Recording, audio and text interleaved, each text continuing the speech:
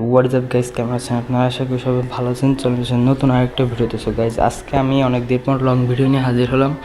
মূলত আজকের ভিডিওতে আমি আমাদের সাইকেলে কিভাবে ফর্ক ক্লিন করব বা পরিষ্কার করব বা সার্ভিসিং করব সেটা এই পুরো ভিডিওটাতে বলবো। সো ভিডিও বেশি বড় হবে না, ছোট হবে, তাই বেশি দেরি না করে চলেন শুরু করা যাক আজকে। সো গাইস, প্রথমেই আমাদের সাইকেল থেকে চাক্কাটা খুলে ফেলতে হবে। সো আমার চাক্কা অলরেডি খোলা, যাতে বেশিক্ষণ দেরি না হয়। তারপর যেটা করতে হবে সেটা হচ্ছে আমাদের একটা পলিথিন নিতে হবে। পলিথিনটা আমরা এরকমভাবে ব্রেক দিয়ে ঢাইকে দেবো, যাতে তেল না লাগে, আর তেল ঢুকলে যাতে পলিথিনের উপরে লাগে, ব্রেকে না লাগে।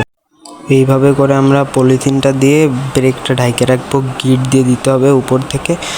সো গাইস, কাপড় না দিলেও হয়, কিন্তু পলিথিন দেওয়া সবচেয়ে ভালো হবে, যাতে তেল না ঢোকে। সো গাইস, আমার যা লাগবে সেটা হচ্ছে একটা তেল লাগবে, নারকেল তেল, এবং লাগবে আমাদের একটা এই যে আপনার সো গাইজ, আমাদের আর একটা সিরিঞ্জ লাগবে এবং একটা পরিষ্কার কাপড় লাগবে। গাইজ, পরিষ্কার কাপড় দিয়ে আমি পুরো ফর্কটি প্রথমে মুছে নেব ভালোভাবে, যাতে কোনো ময়লা টয়লা না থাকে। পুরো ভালোভাবে আমি মুছে নিয়েছি। এবার আমার মানে যদি আপনার ফর্কে যদি টুকটাক কোনো জায়গায় জং টং থাকে, তাহলে আপনার এই যে নারকেল তেল দিয়ে ওই জংওয়ালা জায়গায় একটু তেল দিবেন। আমার ফর্কে তেমন কোনো জায়গায় জং নাই, এটা হচ্ছে ময়লা। সো যদি জং থাকে তাহলে আপনারা এই যে এই টাইপের সিরিশ কাগজ দিয়ে হালকা ঘষবেন, বেশি জাতা দিয়ে ঘষবেন না, হালকা ঘষে দেন আপনারা এই যে এই নারকেল তেলটা দিয়ে দেবেন, তাইলে আর ওইখানে পরবর্তীতে সহজে জং ধরবে না। গাইস, পুরো ফর্কটা মোছার পর এখন আমাদের মেইন কাজ, সেটা হচ্ছে এই যে এই সিরিঞ্জটা দিয়ে আপনার এই যে এই সব জায়গায় তেল দিয়ে দিতে হবে প্রথমে। এখানে আমি হালকা হালকা করে দুই সাইডে তেল দিয়ে দিচ্ছি। এই যে দেখেন, আমি কিন্তু দুই সাইডে হালকা হালকা করে তেল দিয়ে দিচ্ছি। এই তেলটা শুধুমাত্র এইখানে দিলেই হচ্ছে, আর কোনো জায়গায় দেওয়া লাগবে না। আর এই সাইডেও সেমভাবে তেল দিয়ে দেবেন। তেল দেওয়ার পর আমাদের এবার ফর্কটা কিছুক্ষণ ডাবাইতে হবে। কিছুক্ষণ যাবৎ ডাবাইতে হবে। ডাবানোর পর এরকম কালো কালারের ময়লা বেরোবে, যেটা আমাদের মুছে দিতে হবে।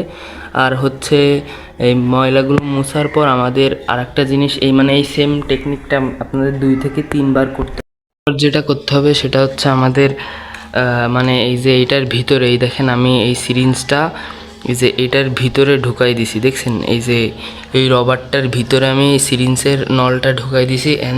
এখন আমি এই তেলটা এটার ভিতরে দিয়ে দেবো, বেশি না, হালকা পরিমাণ দেব।